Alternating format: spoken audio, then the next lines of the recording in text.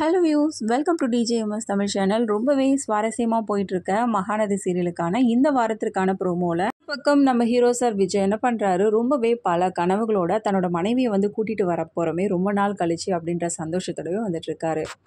இன்னொரு பக்கம் நம்ம காவேரியும் அதே சந்தோஷத்தோடு தான் இருந்தாங்க. பாட்டியை பார்க்குறதுக்கு முன்னாடி வரைக்கும், அதாவது விஜய் வீட்டுக்கு போகிறோம், விஜய் கூட சேர்ந்து வாழ போகிறோம் அப்படின்னு நினச்சிக்கிட்டு ஒரே கனவோடு தான் இருந்தாங்க. ஆனால் பாட்டிக்கிட்ட பேசினதுக்கு அப்புறமா நிறைய விஷயங்கள் வந்து மாறி போச்சு.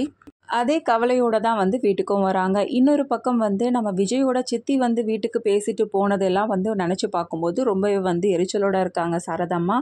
இங்கே நடந்த விஷயங்களும் பார்த்திங்கன்னா காவேரி அவங்களுக்கு வந்து தெரிய வருது. ஸோ இதுக்கு மேலேயும் வந்து நம்ம அமைதியாக இருக்கிறது தான் நல்லது, அம்மா சொல்கிறத கேட்டுட்டு இருக்கிறது தான் நல்லது அப்படின்னு சொல்லிட்டு காவேரியும் வந்து முடிவெடுக்கிறாங்க.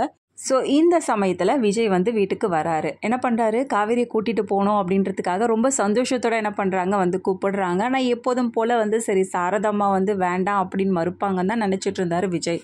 என் பொண்ணெல்லாம் வந்து உன் கூட அனுப்ப முடியாதுப்பா அப்படின்ற மாதிரி தான் வந்து பேசுகிறாங்க. இது தெரிஞ்ச விஷயந்தான் விஜய்க்கு, ஏன்னா ஏற்கனவே வந்து இப்படி தான் நடக்கும் அப்படின்னு சொல்லிட்டு நினச்சிட்டு தான் வந்தார்.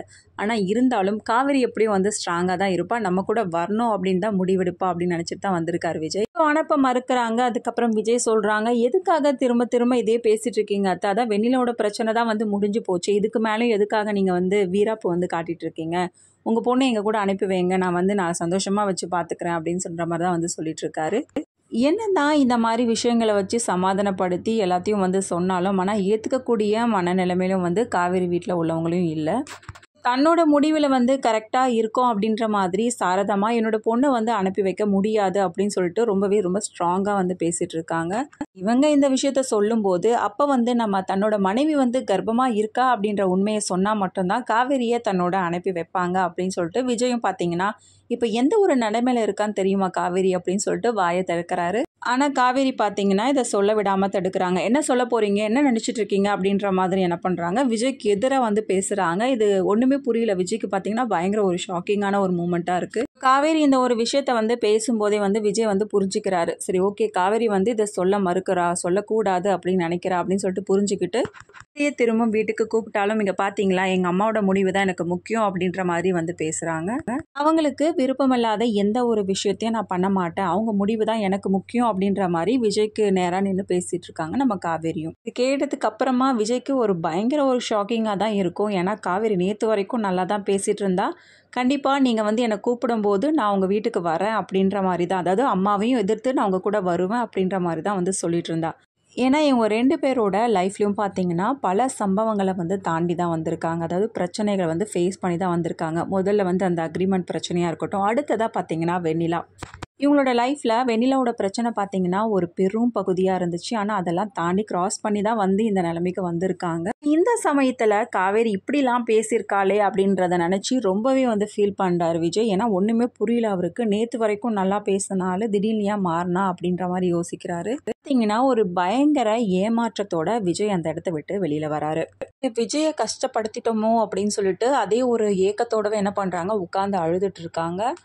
தன்னோட பொண்ணோட வாழ்க்கை இது மாதிரி இருக்கே அப்படின்ற ரொம்ப மனசு கஷ்டத்தோடவே சாரதாமா வந்து புலம்பிட்டு இருக்காங்க. இப்படி அழுதுட்டு இருக்கும்போது ஒரே ஆறுதல் பார்த்தீங்கன்னா கங்கா தான். கங்கா வந்து என்ன பண்ணுறாங்க, காவேரி வந்து பார்த்து பேசுகிறாங்க, அழாதடி அப்படின்னு சொல்லிட்டு. வேற என்ன பண்ண முடியும், அவங்களால ஆறுதலாக தான் வந்து பேச முடியும். எனக்கு ஒரு விஷயம் தெரியுமா காவேரி அப்படின்னு சொல்லிட்டு அவங்க அம்மா வந்து மனசு மாறிட்டாங்க அப்படின்ற விஷயத்த சொல்கிறது மட்டும் இல்லாமல், உன்னை விஜய் கூட சேர்ந்து வாழ வைக்கணும்னு நினச்சி தாண்டி அம்மா எல்லாத்தையுமே பண்ணாங்க. அது மட்டும் இல்லாமல் அதுக்கு முன்னாடி அவங்க சித்தி வந்து பேசிட்டு போனாங்க பார்த்தியா, அதுக்கப்புறமா தான் அம்மாவோட மனசுக்கு ஒன்றுமே புரியல, பயங்கர கஷ்டப்பட்டாங்க அப்படின்ற மாதிரி வந்து பேசிகிட்டு இருக்காங்க. இதை நினச்சி காவேரியும் சந்தோஷப்படுறாங்க. என்னக்கா சொல்கிற, உண்மையாலுமேவா அப்படின்னு சொல்லிட்டு காவேரியும் வந்து கேட்க, ஆமாண்டி உண்மையாலுமே நீ வரத்துக்கு கொஞ்சம் நேரத்துக்கு முன்னாடி தாண்டி அம்மா இப்படி தான் வந்து சொல்லிட்டு இருந்தாங்க அப்படின்னு சொல்லிட்டு சொல்கிறாங்க. அப்புறமா கோவிலில் பாட்டி வந்து பேசின விஷயங்களை பற்றியும் வந்து கங்கா கிட்ட வந்து ஷேர் பண்ணுறாங்க. என்னடி சொல்கிற, இப்படியே வந்து சொல்லிட்டு போனாங்க அப்படின்னு சொல்லிட்டு கேட்குறாங்க. ஆமாக்கா, இவ்வளோ சொன்னதுக்கு அப்புறமா நான் எப்படி வந்து அதையும் மீறி விஜய் கூட போய் நான் போக முடியும் அப்படின்ற மாதிரி வந்து பேசுகிறாங்க. அதெல்லாம் இருக்கட்டும் டி, சரி மற்றவங்க பிரச்சனை பண்ணாலும் ஆனால் விஜய் உன்கிட்ட வந்து அன்பாக தானே நடந்துக்கிறாரு, விஜய் வந்து உன்னை விட்டு கொடுக்காம தானே இருக்காரு, விஜய் கூட போயிருந்துருக்கலாம் காவேரி அப்படின்னு சொல்லிட்டு கங்கா வந்து அட்வைஸ் பண்ணாலும் வேற வழி இல்லைக்கா, வேற என்ன பண்ணுறது, அவங்க வந்து சொன்ன வார்த்தை அப்படி. திரும்பவும் என்னோட பேரனோட நீ வந்து வாழ ஆரம்பிச்சேன்னா நான் உயிரோடவே இருக்க மாட்டேன் அப்படின்னு சொல்லும்போது நான் எப்படிக்கா விஜய் கூட நான் கிளம்பி போக முடியும் அப்படின்னு சொல்லிட்டு ரொம்பவே எமோஷனலாக வந்து சொல்லிட்டு இருக்காங்க கங்கா கிட்ட. சரி காவேரி அழாதடி, உன் நிலைமை எனக்கு புரியுது அப்படின்னு சொல்லிட்டு ஆறுதலாக வந்து பேசிட்டு இருக்காங்க. ஒரு பக்கம் விஜயோட கார் வந்த சவுண்டை கேட்டு கல்யாணி சீக்கிரம் ஆரத்தி எடுத்துட்டு வா, விஜய் வந்துட்டான் பாரு அப்படின்னு சொல்லிட்டு சொல்கிறாங்க. அவங்க 2 பேருக்கும் ஒன்றுமே புரியல, என்னது காவேரி வந்துட்டாளா அப்படின்ற ஒரு கடுப்போட வந்து போய் பார்க்குறாங்க. பக்கம் விஜய் வராரு. எங்கப்பா காவேரி எங்க அப்படின்னு சொல்லிட்டு தாத்தா கேட்க ரொம்பவே சோகத்தோட போய் உட்காரு. என்னாச்சு காவேரி வரலையா, ஏன் சாரதா அனுப்பலையா அப்படின்னு சொல்லிட்டு தாத்தாவும் கேட்க, எப்படி வருவா, அவள் தான் இங்கே வரமாட்டாளே அப்படின்னு சொல்லிட்டு பாட்டிமாவும் சித்திமாவும் பேச, ஏய் கல்யாணம் என்ன பேசிட்டு இருக்கா, வாயை மூடு, என்னப்பா நடந்துச்சு விஜய் அப்படின்னு சொல்லிட்டு விஜய் கிட்ட வந்து கேட்குறாரு.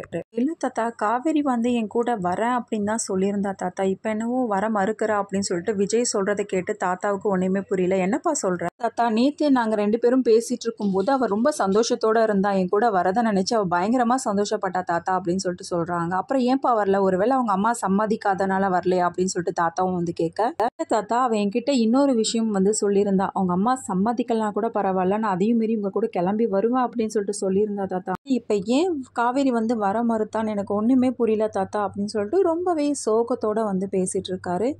சொன்ன காவேரி ஏன் திடீர்னு வராமல் போயிட்டா அப்படின்னு சொல்லிட்டு தாத்தாவும் வந்து கேள்வி எழுப்ப, இன்னொரு பக்கம் பார்த்தீங்கன்னா திருன்னு வந்து முழிச்சிட்டு இருக்க மாதிரி வந்து பார்த்துட்டு இருக்காங்க பாட்டிமா. அவள் தான் வரல, விடுடா, அப்புறம் எதுக்காக நீ வந்து இது பண்ணிட்டு இருக்க, அவளுக்கு அவ்வளோ திமிரு இருக்கும்போது எதுக்காக நீ அவகிட்ட இறங்கி போகணுமா அப்படின்னு சொல்லிட்டு என்ன பண்ணுறாங்க, சித்தியும் வந்து பாட்டியும் வந்து பேசிகிட்டு இருக்காங்க. இதை கேட்டு வந்து தாத்தா சொல்கிறாரு, கல்யாணி வாய முடி பேசாம மாதிரி என்ன பேசிகிட்டு இருக்க அப்படின்ற மாதிரி. இல்லைங்க வேற என்ன, போய் கூப்பிட்டு இருக்கான், அவளுக்கு என்ன அவ்வளோ திமிரு அப்படின்ற மாதிரி திரும்பவும் ஏற்றி விடுற மாதிரி தான் வந்து பாட்டிமா வந்து பேசிகிட்டு இருக்காங்க. சரிப்பா விஜய், நீ போய் ரெஸ்ட் எடு, நம்ம இதை பற்றி அப்புறமா பேசலாம் அப்படின்னு சொல்லிட்டு அவர் வந்து சமாதானப்படுத்தி அதுக்கப்புறம் விஜய் அனுப்பி வைக்கிறாங்க. தான் கல்யாணி ராதா இவங்க 2 பேரும் வந்து ரூமில் உட்காந்து பேசிகிட்டு இருக்காங்க. எப்படியும் நம்ம பண்ணது வந்து நல்லபடியாக நடந்துருச்சு. ஏன்னா அந்த காவேரி வந்து வரக்கூடாதுன்னு நினச்சோம், ஆனால் கண்டிப்பாக வந்து வந்துருவாளுன்னு பயந்துகிட்டே தான் இருந்தேன். நம்ம பண்ண வேலையால் அவள் இங்கே வர முடியாத சூழ்நிலை ஏற்படுத்திட்டோம், ரொம்ப நல்லது, இப்போ தான் விஜயோட வாழ்க்கை நல்லாயிருக்கும் அப்படின்னு நினச்சி பேசிகிட்டு இருக்காங்க 2 பேருமே. இதை எதிர்ச்சியாக கேட்ட தாத்தா என்ன பண்ணுறாரு, விஜய்க்கு இப்படி ஒரு விஷயத்த பண்ணணும்னு தெரிஞ்சால் கண்டிப்பாக தாத்தா வந்து பயங்கரமாக கோவப்படுவார் அப்படின்றது எல்லாருக்குமே தெரிஞ்ச ஒரு விஷயம். ஆனால் இப்படி ஒரு விஷயத்த பண்ணிவிட்டு அதை வந்து தெரியாத மாதிரி நடித்தாங்க பார்த்தீங்களா, அங்கே தான் வந்து ட்விஸ்டே இருக்குது. தாத்தா என்ன பண்ணுறாரு, இதை கேட்டு பயங்கர அதிர்ச்சியாக இருந்தது மட்டும் இல்லாமல் பயங்கர எரிச்சலோட போயிட்டு கோவமாக போய் பேசுகிறாரு பாட்டிக்கிட்டையும் அவங்க பொண்ணுக்கிட்டையும். ஆமாம், நீங்கள் 2 பேரும் என்ன நினச்சிட்டு இருக்கீங்க உங்கள் மனசில், எதுக்காக விஜய்க்கு இப்படி ஒரு நிலைமையை வந்து உண்டு பண்ணியிருக்கீங்க, அவன் பாவம் எவ்வளோ எதிர்பார்ப்போடு வந்தான், வீட்டுக்கு கூட்டிகிட்டு வந்துடுவோம் அப்படின்னு சொல்லிட்டு, ஆனால் எல்லாத்தையும் மீறி இப்படி ஒரு நிலைமையை வந்து உண்டாக்கிட்டீங்க கல்யாணி, உங்ககிட்ட இருந்து நான் இது எதிர்பார்க்கவே இல்லை. காவேரி இங்கே வராததுக்கு காரணம் நீங்கள் 2 பேர் தான் காரணமா அப்படின்னு சொல்லிட்டு என்ன பண்ணுறாரு, 2 பேரும் வந்து கோவப்படுறது மட்டும் இல்லாமல் இந்த விஷயத்த உடனே விஜய் கிட்ட சொல்கிறேன் அப்படின்னு சொல்லிட்டு போகிறாரு. கொஞ்ச நேரம் நீங்கள் அமைதியாக இருக்கீங்களா, ஆமாங்க நான் தான் பண்ணேன், இப்போ என்னன்றீங்க, விஜயோட வாழ்க்கை நல்லா இருக்கணும்னு நினச்சி தான் நான் பண்ணேன் அப்படின்னு சொல்லிட்டு என்ன பண்ணுறாங்க, கல்யாணி வந்து சொல்கிறாங்க. நீ பண்ணியிருக்க விஷயம் வந்து விஜயோட வாழ்க்கை நல்லா இருக்கணும்னு சொல்லிட்டு நினச்சி பண்ணல கல்யாணி, விஜயோட வாழ்க்கை நல்லா இருக்கக்கூடாதுன்னு நினச்சி தான் பண்ணியிருக்க. இப்படிலாம் பேசுகிறீங்க, என் பேரன் வாழ்க்கை நல்லா இருக்கணும்னு சொல்லிட்டு நான் நினைக்க மாட்டேனா அப்படின்னு சொல்லிட்டு பாட்டிமாவும் வந்து கேட்க, பாரு கல்யாணி, விஜய்க்கு காவேரினா உயிர்னு உனக்கு முன்னாடியே தெரியும், அதையும் மீறி அவங்க 2 பேரும் இப்படி பிரிக்க பார்க்குறிய, உனக்கு நல்லா இருக்கா, எவ்வளோ ஆசையோட தெரியுமா போனா, காலையில் காவேரியை கூட்டிகிட்டு வரணும் அப்படின்னு சொல்லிட்டு, ஆனால் இதை மாதிரி ஒரு விஷயத்த வந்து பண்ணிட்டு வந்திருக்கேன், அவன் எவ்வளோ சோகத்தோட வந்திருக்கான் பார்த்தியா இல்லையா, பாருங்க ஆரம்பத்தில் அப்படி தான் இருக்கும், அப்புறம் போக போக அவனே மறந்துட்டு மறு வேலையை வந்து பார்க்க ஆரம்பிச்சிடுவான் அப்படின்ற மாதிரி பேசுகிறாங்க. இதை கேட்டு இன்னும் வந்து எரிச்சல் அடைகிறாரு தாத்தா. இவ்வளோ பெரிய விஷயம் தெரிஞ்சதுக்கு அப்புறமும் தாத்தா வந்து யாருக்காக சப்போர்ட் பண்ணுவார், விஜய்க்காக மட்டும்தான் சப்போர்ட் பண்ணுவார். உடனே விஜயை கூப்பிட்டு நடந்த விஷயத்தை பற்றி வந்து சொல்கிறாங்க. பாட்டியும் சித்தி தான் இப்படி ஒரு வேலையை பண்ணாங்க அப்படின்னு சொல்லிட்டு தெரிஞ்சுக்கிட்ட விஜய் பயங்கர எரிச்சல் அடைகிறது மட்டும் இல்லாமல் ரொம்பவே எமோஷனலாக வந்து ஃபீல் பண்ணுறாங்க. என்ன பாட்டி, ஏன் இப்படி ஒரு விஷயத்த பண்ணீங்க, சித்தி அப்புறம் பாட்டி 2 பேரையும் வந்து பார்த்து வந்து கேட்க ஆரம்பிக்கிறாரு விஜய்.